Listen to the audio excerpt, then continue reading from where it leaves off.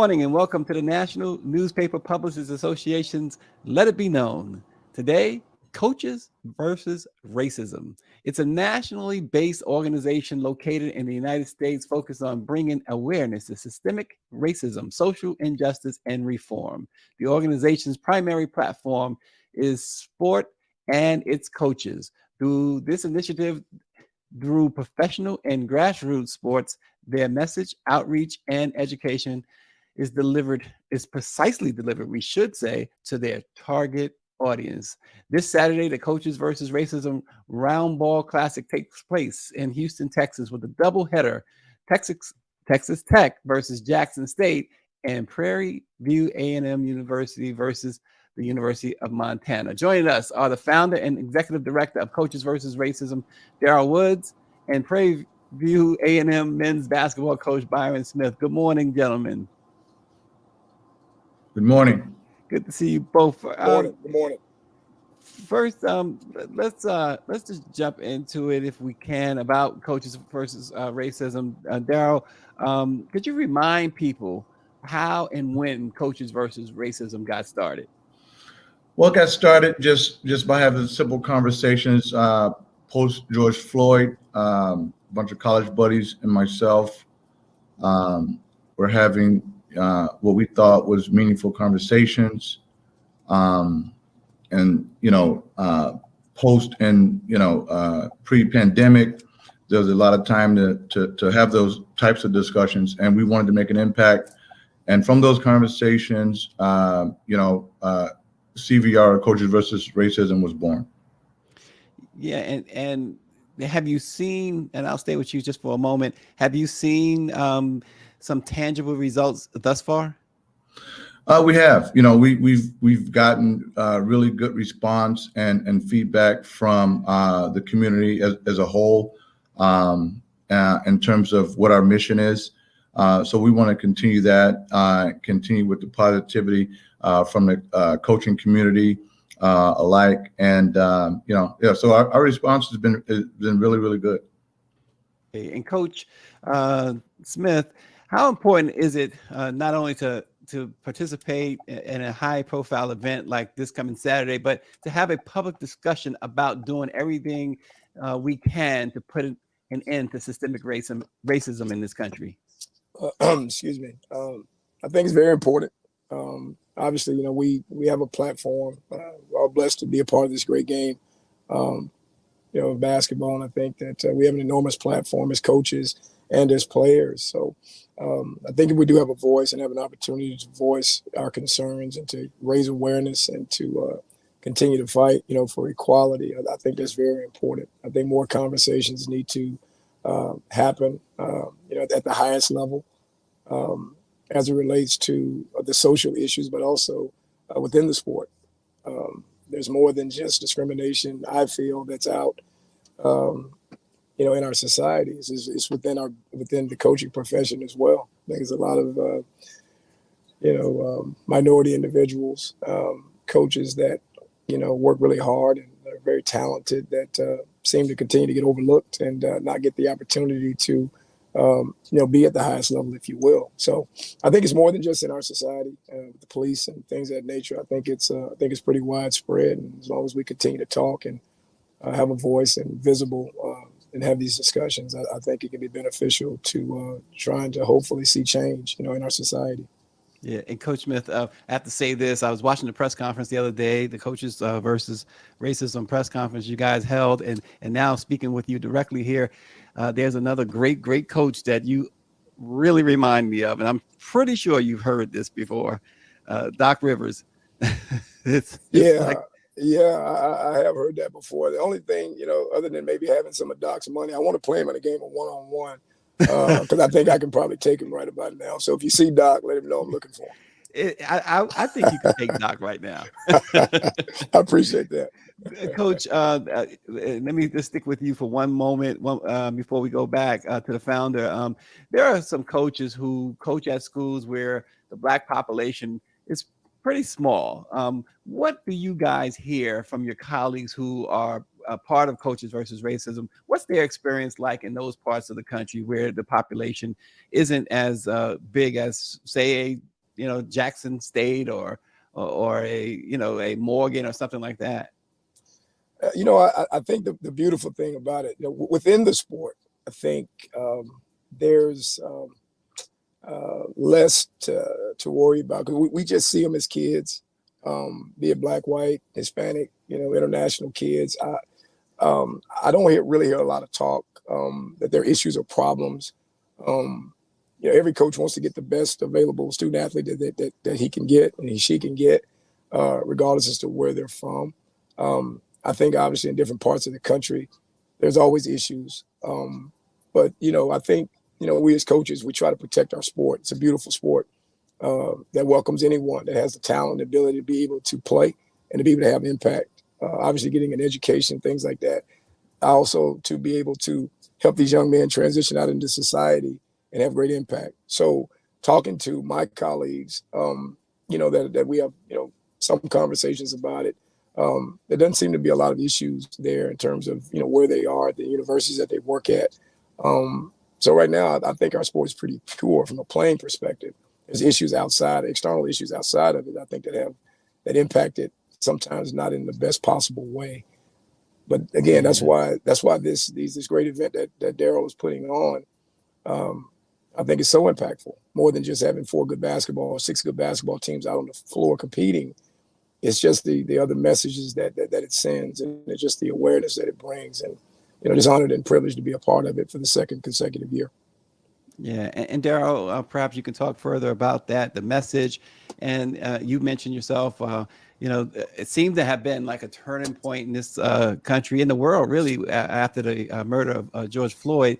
But we've also seen that since then, things have kind of cooled a bit as far as any momentum toward equality, toward ending racism, seem to have cooled down there.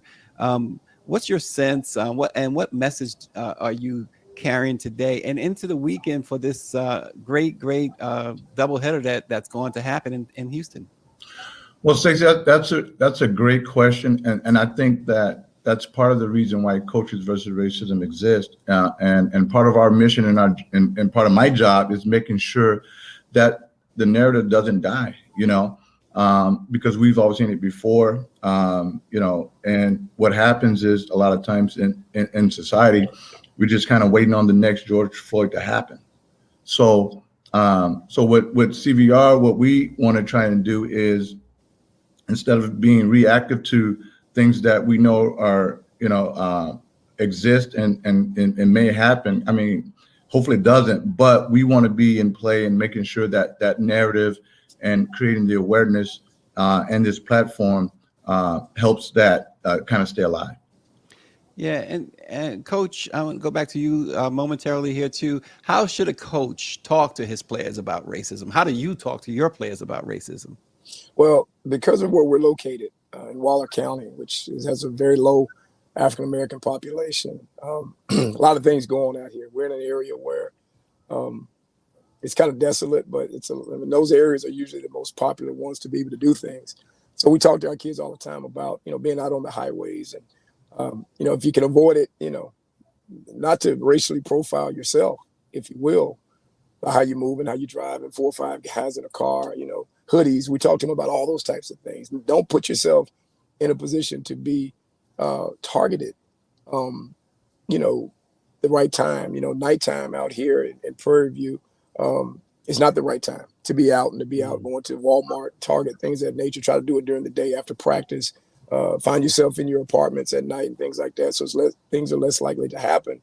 But because there's so much traffic and so many things going on out here in this area that are not positive things, the police and the sheriffs and things like that, they're both eyes are wide open, looking for suspicious looking situations. So it's an everyday deal out here for us.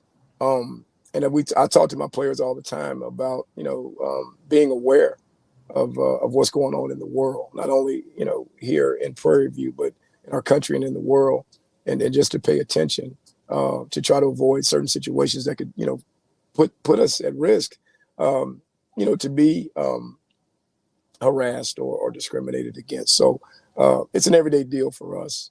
Yeah. I'm really big on, these young men going out into society and being prepared for life. The ball's going to stop bouncing for all of them, probably sooner than later. And then they have to transition out into society, but also to be able to have an awareness that, be careful. You see something, say something, but govern yourselves accordingly so you're not put in a box to where you're going to be targeted and be in a situation where it could be not necessarily good for you moving forward. Wow, Coach, it sounds like being the head coach is also tantamount to being a parent. It is. And, I think, I always tell them that, I was in your position not too long ago. I don't always tell them what my correct age is because I'm still, chasing the dream of maybe getting a 10-day call up in the NBA. But I always tell them when I meet with the parents, and I'm going to be an extension. I am a son. I'm a parent myself, and I'm going to tell you the same things that I tell my children. That's one of the things I tell parents, and I get it. I understand the whole parenting thing. So we want to be an extension of you when you're a young man. When you drop him off, there a lot of the same values and things that you talk about as a family. We're going to continue that here. So we are protectors. We're big brothers. We're uncles. We're dads, if you will. And I relish in that role. And I enjoy it. And it's part of the call of what God has me to be able to do here at Prairie View. Yeah, and Darryl, it's really interesting listening to Coach Smith describe the situation where you tell guys don't go out at night, don't do this, or be mindful of that, don't wear hoodies. This generation is more. It appears a lot of people say they are more independent than just about any other generation before them. How difficult is that? And I guess the coach really expanded on it being like a parent, but how difficult is that to get them to, despite seeing the George Floyds and Breonna Taylors and others having their lives cut short at the hands of law enforcement, isn't it still difficult to get that message through because of that independent mindset? Well, it is. Just like Coach said, though, it's unfortunate that, we do have to educate our young people about how they carry themselves with hoodies and going out at certain times of night and things of that nature. But it is a reality, right? It's a reality. And it's a harsh reality. So, but the education piece of that is what I really love about Coach Smith and his staff, to be able to relay that message and continue to relay that message to our young people, to be aware, and be conscious of your surroundings, where you are at all times, and those sort of things. And it's a shame that we have to. It's almost instilling fear into them. We don't want to do that. We want them to enjoy life. There's something that's called quality of life, and I have 3 boys too, so I talk to them, all the time, and they're of the college age, right? Mm-hmm. So just like Coach Smith said, and that's why I love having Coach Smith on and have his program, because I know he's preaching the same thing that I preach every day, right? Yeah. To my own kids. So, and what I want to try to do with CVR is kind of share that message that we're preaching within our small circle and our bubble to the masses, because that message needs to be heard loud and clear. And we know that, again, we're talking about coaches versus racism, which is just one aspect, just like the game. It's just one aspect of what we're really about. And the game is just one of the things that kind of just brings us together. Yeah. And I know Darryl and Coach, part of the pledge coaches take when it comes to coaches versus racism is to create a safe environment for student athletes of all races to express themselves, where respect, equality, opportunity, and equal access to learn, grow, succeed, and thrive are available to everyone. How do you implement this, though? And how do you get across to them that this is what it's all about? How is it implemented? Is that for me or Coach? Either one. Coach is on the front line, so he can go first. Right. It's just a conversation. Life is repetitive. We talk to our guys all the time about, obviously when they get out of bed in the morning, do the same thing. It's a routine. Life's a routine. So we continue to talk each and every day. I'm pretty sure they pretty much can quote almost everything that I say, because I say the same things every day. But it doesn't change. And you implement it by reassuring and continuing to preach the same things each and every day, and that to the point that it becomes a narrative. It's just instilled in them. So that's how we implement it. Imitation, is something, that, we push. We have examples, and we talk about social things all the time. And I quiz them all the time, just about things outside of basketball. Obviously basketball, like Darryl said, it's a big attention getting deal, but it's what you use with that time and getting their attention and being able to talk to them about the things that are important. And, because again, when these young men leave our program here, and they go, if they're continuing to try to play basketball, which a lot of them want to, or they just transition out into everyday life, into a 9 to 5, that initial impression, when they say, well, where did you go to school? Prairie View A&M. I take that very seriously, because I want that, I want them to have a chance, and I want them, the person that they're working with or they're going to work, under, to say, hey, you know what, hey, it must be a pretty good place. They're teaching and they're preaching the right things there. So, again, to talk about things that are important each and every day, we just continue to push it. And then if we have the type of leadership, that we have, then that's where your culture comes in. Is then when the new guys come in, it's the same thing. They push the message and things like that. So it's just every day reiterating what you need to do, how you need to be aware, how you need to move, how you need to approach life. And so far, I think it's been pretty good. But we got a lot of work to do. We got to continue to push it. And we're going to do that here. We're going to do our part for sure.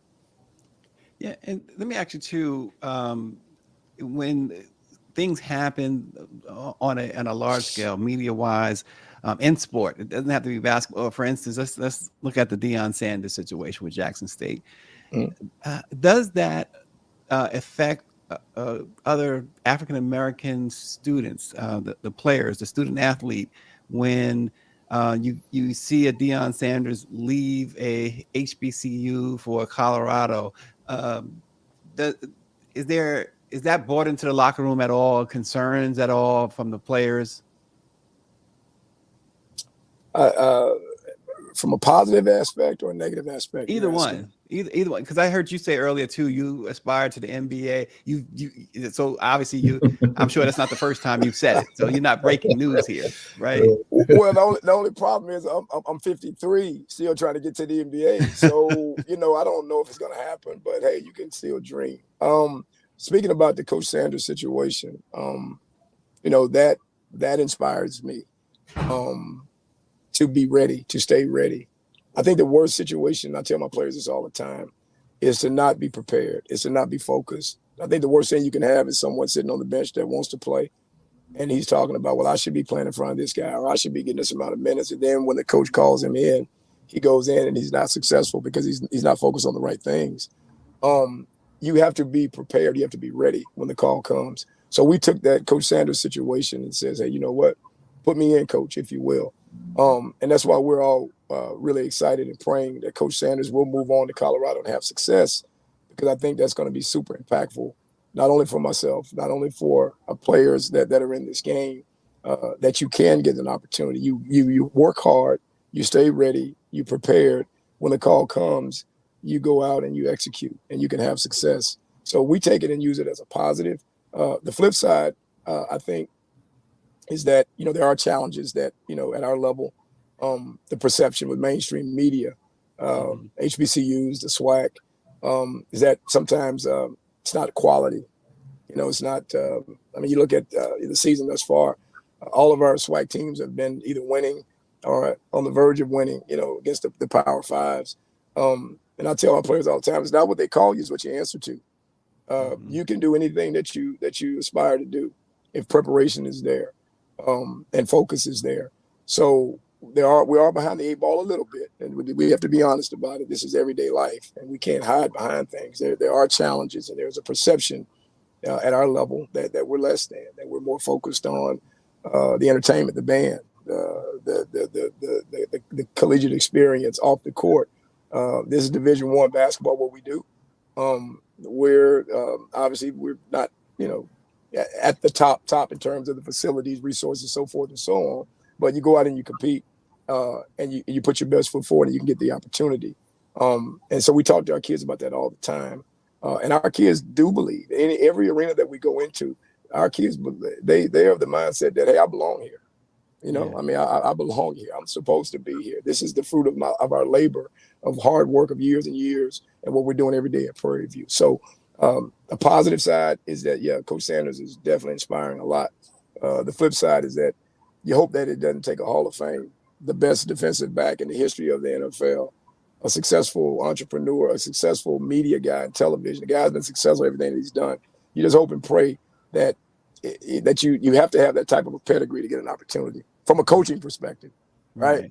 I think I was one of the best basketball players in my household, one of the best male basketball players. I was the only male, so I think I was there by default. But I believe in myself. But you just hope that someone will look at some of these other young coaches, maybe not Byron Smith, but that's okay. Because if someone else that gets an opportunity to move to that next level, and because of my voice or because of how hard I worked and the success we've had at Prairie View, I feel like it's happening for me.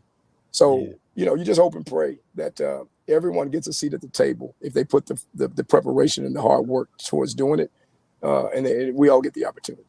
Yeah, when one comes up, we all come up. Darryl, one of the things with Coaches for Racism that stood out for me since I found out about it, you guys look to not only internally and helping with the coaches, helping with the students, but the community. Talk about that aspect of Coaches versus Racism, what you do in the community. Right. So let me just, before I answer that question about community, let me touch on what, because I followed what Deion Sanders has done, you know, the negative side of that, and then also the positive side of that. And I get this question quite a bit to myself. Right. I felt like Deion was put in a position at Jackson State to do a certain thing, whether that's win games, to bring attention to Jackson State, or, you know, to the swag, to, you can, you know, HBCUs or whatever. And I think, in my opinion, he did that. You know, whether it's negative in some people's eyes or positive, he did what he thought he could do. He can recruit high-level kids, and he can bring attention to schools and a conference that was lacking that attention, right? Mm-hmm. So if you're looking for a negative connotation to put on or spin to put on what he did by leaving, and I understand that, because we're emotional beings. So they fell in love with Deion. So it's like you know, your girlfriend quit you, you in love with her, and now it's, you know, she's all of a sudden out of nowhere she was like, I'm leaving, and you didn't do anything wrong, right? but at the same time, there's the positive side of that is that he did what he was supposed to do, won games, brought attention, you know, to not just Jackson State but other HBCUs, you know. From a media standpoint, from a recruiting standpoint, from an economic standpoint, all those things are there. But I do understand that the feelings get in the way of, you know, he just up and walked out of the door, you know. But again, and I say this all the time, and it does come back to economics. If Jackson State could pay him $30 million, he'd still be at Jackson State. Yeah. In my opinion. And I could be wrong, but that's just my humble opinion. It's just interesting, Darryl, you used something I haven't heard in decades. I quit you. It's quit. What is that? That's the South Side. That's the South Side Chicago talking. That comes out every once in a while. Stace, you know, I do have to switch. So. Now, also, before I let you guys go, and I know Coach is ready. He ready to grab his players and do some practice or something. I can tell. He's like, listen, the black press is one thing, but my black players are another. Listen, there are one player, one coach at a time is a model that you guys have. Talk about that just a little bit before we close out. No, sure. I think that model is we're using it from a sports perspective. But that applies to everything. When you're raising a kid, when you're in a community setting, you want to reach one kid, one parent, you know, one person at a time. And then whatever that message is, you want them to help you spread that message. Okay, so as here we are, we need other soldiers to help us spread whatever our message is. Okay, on any given Sunday, I'll use that. So within the community, we want our impact to be felt, and one player, one coach at a time is us being recruiters. Okay, to recruit the soldiers that we feel that can help us with our messaging. And I I'll go back to this again, and I tell everybody, like, Coach Smith is probably one of the best deliverers of that, being in his position, to help successful young Black men going in the right direction. So we're deliverers of messages, and we want to continue that and be agents of change all day long. Yeah, and Coach Smith, it seems that particularly in positions like yourself, and when it comes to Black coaches anyway, your job is certainly twofold: to try and win, but to try and also have a win for your student athletes in life. Yes, absolutely. I also represent bright coaches too. Just thought I'd throw that in there. Mm-hmm. It is, obviously, from a career perspective, we're judged by wins and losses. I think overall, when you're calling, sometimes, we say you can win and not have those points on the board at the end of the night from a basketball perspective. But if you are reaching and teaching and reaching young people and having great impact to where they can, and I know it's cliche, but to see these guys 5, 6, 7, 8 years from now with families, wife, kids, things like that, out in the work world being productive, that's a win as well. So we pay attention to that a lot, because, and I don't like to use the term legacy. I think that's a little bit of maybe an arrogant term. It's all about you. It's all about us and what we're doing. And my staff and our president and our athletic directors and our academic people, that's ultimately that's what we're going to be judged by, is by how many we put out and to be productive. And that's what we say at Prairie View. Prairie View produces productive people. And we stand on that, and we're big on that. But obviously having this great game that we're blessed to be a part of, that's the driving force. That's the attention. That gets the attention. And then once you get their attention, I think you can push anything through to them, because, when their eyes are on you, their ears are open. That's when I think you can have the greatest impact. So all this works. It's sport, it's exercise, it's entertainment. It's just so many great variables that come out of these events, and this event in particular, in a great city, in a great state, with very, very good, ambitious people that want to make a difference and want to make a change and want to have impact. And again, I'm humble to be a part of it. I'm just a little young guy from Bossier City, Louisiana. I'm not sure if anybody's ever even heard of that. Shreveport is probably what you guys know. Right. And I think I'm the only guy that ever made it out of Bossier City that's probably making over $100,000. So let you know that we're not doing great in Bossier City, but just to have a platform like this, man, I'm blessed and so thankful to you for having me on your show. I research you guys, and you can do a great job yourself, and proud of your platform and what you've been able to accomplish in your career as well. So all this is big to me. I don't take this for granted, because anybody could be in this position right now, but I'm thankful that I'm a part of it. Thank you guys. I really appreciate it. Thank you. Yeah, absolutely. And finally, Darryl, the game Saturday, folks in the Houston area, can they still get tickets? Tell us a little bit about the setup there for Saturday. Yeah, tickets very easy to get. Our website, coachesversusracism.org, to go there, purchase tickets, come out and support, and the whole thing is benefited a great cause. So the one thing I do want to mention, Stacey, too, in my closing, is that we have to realize that and this is going back to Deion Sanders, because this is a big deal to a lot of people. But I want to make sure that CVR stands on things that are successes, and we don't get pushed back, because what Deion did is that's a success. That's just how you have to look at it, right? And sometimes, with those successes, like whoever the next person is, take what he did and build on that. don't go back to what it was before you got there. Okay, Well, we have to well take said. little bitty steps moving forward and not going in the other direction. Well said. Darryl Woods, the founder and executive director of Coaches versus Racism. Really appreciate you. Coach Byron Smith, Prairie View A&M. We got to come out there and check you guys out. The Black Press got to come out and really check out Byron Smith and see how he leads his young squad over there at Prairie View. Hey, well, they're tipping at noon, man. Get on that private jet you guys got up there. And out. I'll speak to Greer about the private jet. I'll make sure you guys got tickets. Well, maybe Coach Smith will provide the jet since you provide the ticket. Working on it. Right. Working on it.